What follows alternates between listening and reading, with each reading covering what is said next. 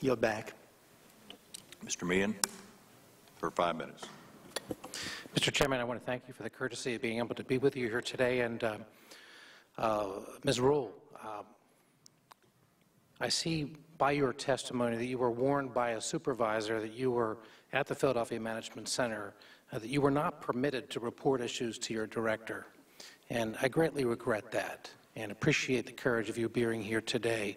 In addition, your testimony and those of your colleagues has opened the door to the appreciation that we're seeing exactly the same type of cooking the books on the benefit side of the VA as has been exposed on the health care side. And this is a whole new exploration of the management problems at the VA. Your testimony is very compelling.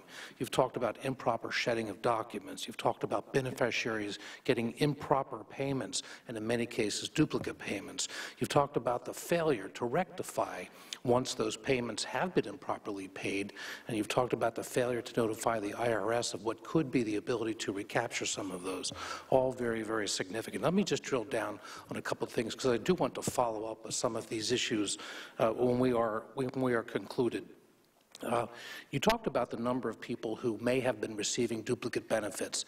Do you have you talked about the process of people receiving duplicate benefits. Do you have any estimate of how many people you believe are receiving duplicate benefits? What was the number of 41,000 duplicate records? That was told to me by an employee in the central office. So, though that would mean that our claimants are listed in the system with more than one PID number.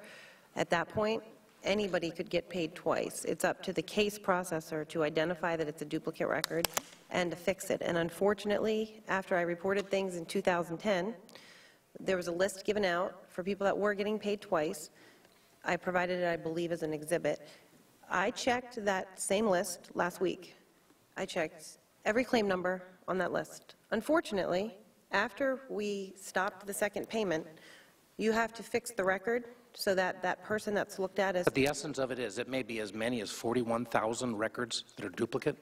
Oh, they're probably duplicate records, yes, but they probably are not all paying twice. Let me ask, because my time is limited as well, do you have any idea about the scope of the claims that have been paid in excess?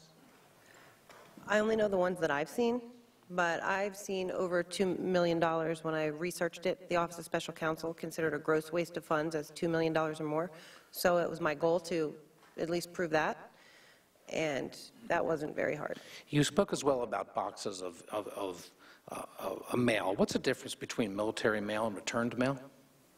I'm not actually sure what the difference is. That's just what they call this mail, and it's mail that we mail to a claimant, and it comes, return mail comes back because we don't have the right addresses.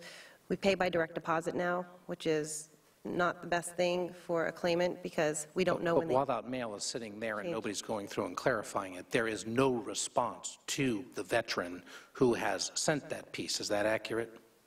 Yep. So we're waiting for up to 2 or 3 years. Now, one of my colleagues already questioned you on this, but there are 96 boxes.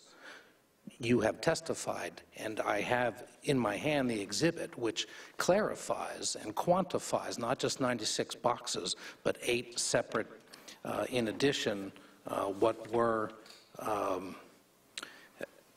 8 other filing cabinets of this kind of mail. To your knowledge, has any of that been shredded? I know that when I went down a week later, it wasn't there anymore.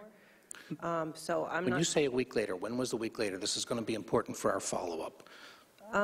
When I reported that, and I've made so many different reportings, I'm sorry, I can't remember. But we have a good record here with your exhibit. You have a colleague that brought it to your attention. Yep. And then from your attention, you brought it to the attention of your supervisors, the fact that these boxes were sitting there and they were not handled. Mm-hmm. And then I went down subsequently, probably a week later, and all those file cabinets were empty. And they were, so a week later you went down and they were empty? Yes. Okay, well, we'll follow up on that. Sergeant Robinson, did you testify that there were some 9,500 similar kinds of documents in Baltimore as well? No, there was a report that in Baltimore they had boxes of documents that was not processed. Not processed, yes. But you don't know whether these were those that were the triage documents?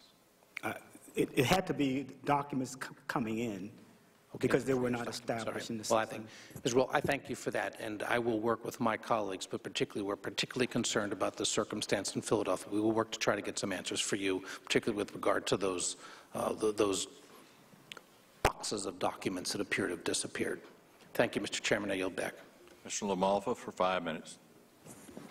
Mr. Chairman, ranking member, and committee members, I really appreciate the opportunity to be able to sit in on this committee here tonight. I represent